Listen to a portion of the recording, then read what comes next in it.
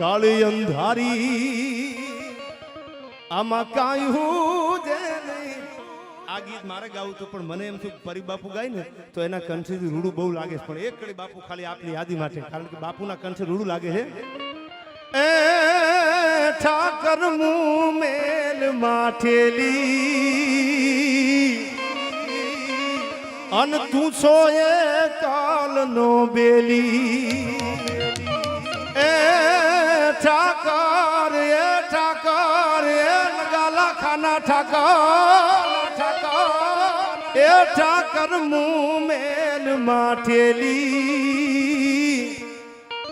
અન તું છો એ કાલ નો બેલી. અમે તારું અંગ કેવાઈ અન જીવન કેને આહેરે જાઈ. કાલા ઘેલા તો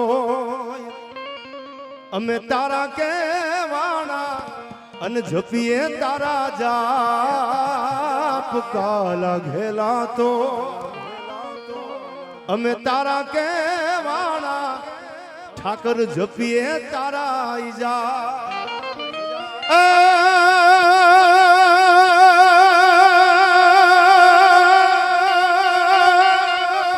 તારું લેણું હશે ત્યાં લગી અમને, તારું લેણું હશે ત્યાં લગી અમને કોઈ ધીરશે નહીં તાલુ ભાર. ઠાકર તું એ ઠાકર તું એ નગાલા ખાના ઠાકર હવે મેલ માઠેલી અન તું છો એ કાલ નો બેલી. બોલ દ્વારકાધીશની નગાલા ખાના ઠાકરની.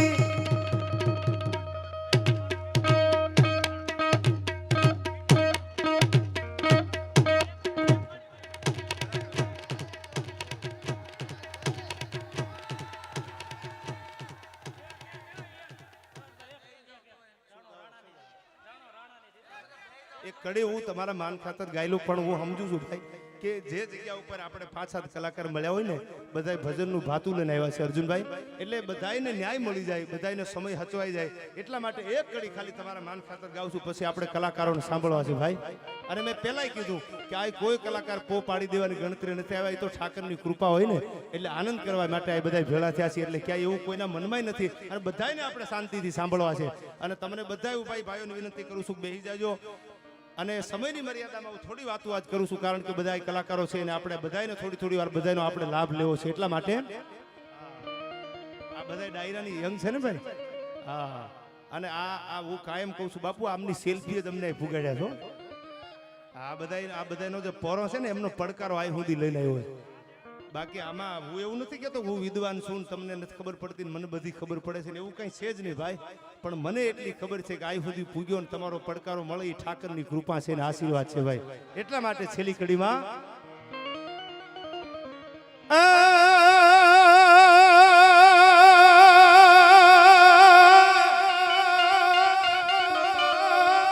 એને નથી કરવી કોઈની હાજી રે. સાહેબ આપણે કોઈની હાજી કરવા વાળા નથી, અને કરવી પડે ને તો બાવળિયાળીને પાદરમાં ઠાકરની સામે કરવાની છે. મારા બાપ પાઘડી ઉતારી અને રામબાપુને પગે લાગવાનું છે. હવે અમારી આબરૂ ન જવા દેતા. એને નથી કરવી કોઈની હાજી રે, એને કરવો એકલાગ જીરાજી. હવે અકબર તું સલામની આશા, અકબર તું સલામની આશા રાખતો હોય રાખજે બીજે રે. એ હવે રાણો મારો રાણાની રીતે રે, રાણો મારો રાણાની રીતે રે.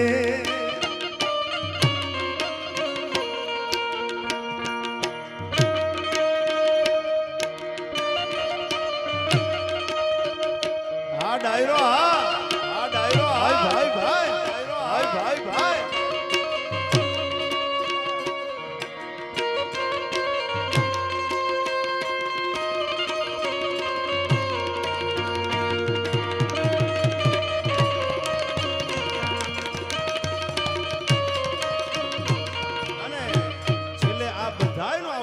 પડકારો છે ત્યારે એક અડધા સેકન્ડની વાત કરી દઉં. આવો ને આવો પડકારો રાખજો. જીવનમાં પરંપરાનો નશો રાખજો કે હું કોણ છું, ક્યાંથી આવું છું, મારી ઉપર કયા ઠાકરનો હાથ છે. એટલું ઠાકરને પરંપરામાં બાપુ. પણ મને બાપુ શું થાય કે હું શરૂઆતની વાત કરું, રેકોર્ડિંગ થાય છે ને બધા લાઈવ ટેલિકાસ્ટ જોવે છે. બાપુ ન્યાય છે ને એ બધાને મળવો પડે, કારણ કે નદી છે ને કાંઠામાં રૂડી લાગે, કાંઠો સાંડી જાય એટલે નદી નદી નો રહે પૂરે. પણ બાપુનો આગ્રહ છે ત્યારે મને બાપુ એક વાત યાદ આવે છે. આ બધાનો પડકારો છે ને ત્યારે હું કાયમ આમ તો બધા પ્રોગ્રામમાં બોલ્યો છું, આજ પણ કહી દઉં કે ઠાકર ઉપર આવડો ભરોસો રાખજો. આ પડકારો ઠાકરના સાનિધ્યમાં કરજો. આ દેશ ભરોસાનો દેશ છે સાહેબ. 52 ગુરુદ્વારા જે આખી મેં ઇતિહાસ જ્યારે બાપુ વાંચ્યો ને લગાલાખા ઠાકરનો, ત્યારે ખબર પડી કે પોતે આય બેઠા છે.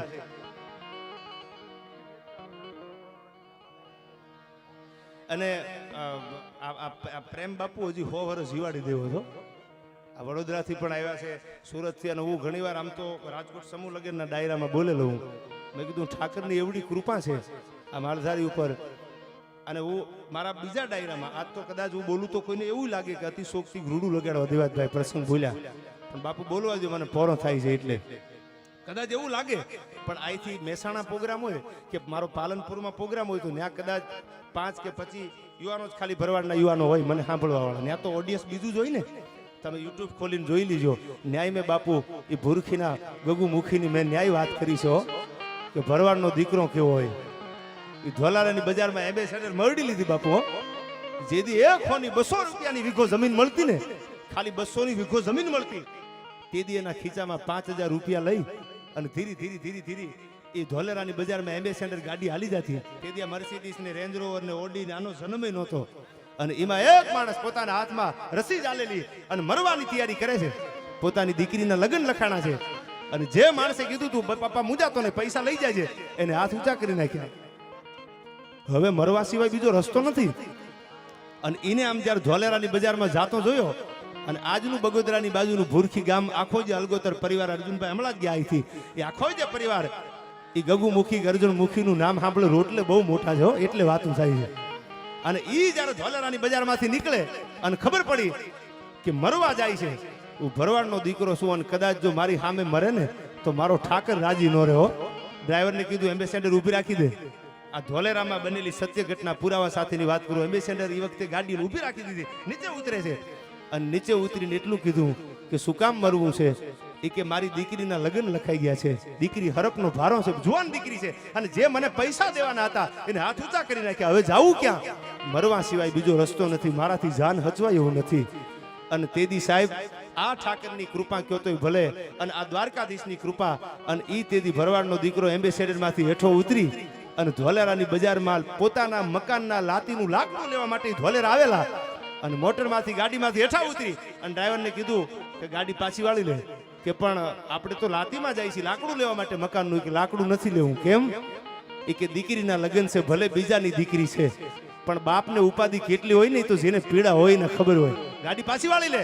અને એ વખતના 200 રૂપિયાની વીઘો જમીન મળતી, તેથી એ વખતના 5000 પોતાના ખીચામાં હતા ને રામબાપુ. એ ધોલારાની બજારમાં 5000 કાઢી અને જે માણસ મરવા જતો ને એનું બાવડું ઝાલીને કીધું ઊભો રહે. કેમ? કે હજી અમારો ઠાકર અમારાથી રિહાણો નથી હો, અમારા બાવડે બળ છે. મુજાતો ને બાપ, અને મારી નજર સામે જવા દો, તારી દીકરી ને એ તો મારી દીકરી કહેવાય. આમાં ક્યાં જ્ઞાતિવાદની વાત છે? તમે સાંભળજો, ક્યાં જ્ઞાતિવાદ છે આમાં? બાવડું ચાલી અને ખીચામાં લાતીના લાકડા લેવાના 5000 રૂપિયા કાઢી અને બગોદરાનો પાદરમાં ભૂરખીના પાદરમાંથી નીકળેલો ગગુમુખી નામનો નાનાભાઈ ભરવાડ આમ 5000 હાથમાં મૂકીને કીધું ગાહુડા નું નાખ બાપ, મારો દ્વારકા વાળો હજી રાજી છે. અને ડ્રાઈવરને કીધું ગાડી પાછી વાળી લે, 2 મહિના 6 મહિના પછી લાતીનું લાકડું લઈ જઈશું અને 2 મહિના 6 મહિના મકાન મોડા માળશું ને તો હાલશે. પણ આ જુવાન દીકરીને પેલા પરણાવા દે, દીકરી મારી છે. સાહેબ આની વાતો અમારે ગામો ગામ કરવી પડે છે. પછી કોણ કહે કોઈ ઘાચન કા, કોઈ મોચન કા, કોઈ લાડ લડેલું હારન કા, અને કોણ સુને કવિયન કા. ક્યાંય જ્ઞાતિવાદ અમે નથી કર્યો. ઢોલ વગાડવા વાળાની રામબાપુ અમે અહીંથી વાતું કરી છે. રવગણને જેથી હુંડલામાં મૂકીને ભીમો રખેહર નીકળ્યો ને એ ઢોલ વગાડવા વાળા હતો, વાલ્મીકી હતો. એને અમારો પ્રોગ્રામ ગોઠવાનો અમને બજેટ દઈ દીધું, વાતું કરી એવું નથી.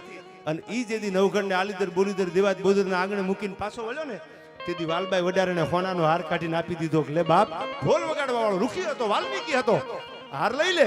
મને પોરો થાય છે કે નવગણને તું આલીદર બોલીદરના પાદર સુધી મૂકી આવ્યો.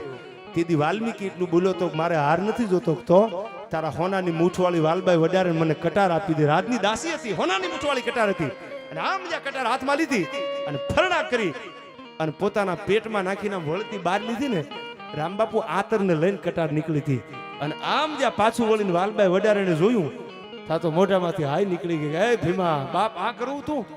તેથી મરતા મરતા દેશનો વાલ્મીકી ઢોલ વગાડવા વાળો ક્યાં જ્ઞાતિવાદ કર્યો કલાકારોએ? એને એમ કીધું તું કે વાલબાઈ મરવાનું કારણ સાંભળી લે. સોલંકીઓએ ચડાઈ કરી છે, જુનાગઢનો દીવો હવે ઓલાવાની તૈયારીમાં છે. વાલીદર બોરીદરના પાદર હુંદી દેવાજ બોદરના આંગણે પુગાડીને આવ્યો છું. મારાથી કાંઈક 1 દી 2 દી 5 દી 6 દી ક્યાંક 2 મહિને મારે આવડી મોટી વાત પેટમાંથી નીકળી જાય ને તો જુનાગઢનો સૂરજ હાથમી જાય હો. એટલે મારે મરી જવું છે, મારે જીવવું નથી હો. અને સાહેબ પેટમાં કટાર ખાય અને એક વાલ્મીકી ઢોલ વગાડવા વાળો આવું બલિદાન આજ પણ એની ખાંભી છે. આની વાતો અમે કરી છે ભાઈ. પછી ગાંઠિયા વણતા વણતા ભોડા સુઈલમાં ગરી જાય ને એકચ્યુઅલી અમારા બાપુજીનું આ મેં કીધું મરદ માણાના ઇતિહાસ હોય બાયલા કોઈથી બારવટા ન કરી શકે ભાઈ. હા આને નક્કી રાખજો. આ તો ઠાકરના ગુરુદ્વારે બેઠા છે. આ ઘણા હું કાયમ કહું છું આ દેશ ભરોસાનો છે. બાવળીયાળીમાં આવ્યા ને તમે ભરોસો મૂકી દેજો, મેં મૂકી દીધો, તમે મૂકી દેજો કે ઠાકર બોરુના પાદરમાં કે ભરોસો મૂકી દેજો. આ સોનું તને માલાપલ ભલોસો નહીં કે સોનું ને શુદ્ધ ગુજરાતીમાં કહી દીજો what are do this is a 5 minute it not possible. તારે 7 વાર ગરજ હોય તો ભલે, બાકી રાણો રાણાની રીતે છે ભાઈ. આ દેશ ભરોસાનો છે. આ દેશ મારી સોનબાઈનો છે, મારા નગા લાખાના ઠાકરનો દેશ છે. આ પૂછવા ન જવાનું. હર્ષુભાઈ કહેતા કે બગીચો હારો રાખો કોઈનું રેઠી આવશે ભાઈ. હા ઠાકરનો આ દેશ છે. આ દેશ ભરોસાનો દેશ છે. નગા લાખાના ભરોસે ઠાકર ઉતર્યો છે. એ 52 ગુરુદ્વારા જે છે એ મેં આખી વાત બાપુ જ્યારે વાંચી ને કે આય બેઠા બેઠા એ 52 જ્યોતું જ્યારે પ્રજળવા મંડાણી ને તઈ ખબર પડી હતી કે ઠાકર હામો હાલ્યો છે ભાઈ. એવા સાનિધ્યમાં ઘણી બધી વાતો છે પણ સમયની મર્યાદામાં મળશું મેળે ખેલે અને મળશું ગામ ગીએ પણ મળશું નહીં મેકરણ એકદી ધરતી ઢંકતીએ. જીવતા હશું તો ઠાકરના સાનિધ્યમાં વળી પાછા મળતા રહેશું. સમયની મર્યાદામાં મારા રાઉન્ડને મારા શબ્દોને આ વિરામ આપું છું. ઓમ તત્સવ. જય માતાજી, જય ઠાકર.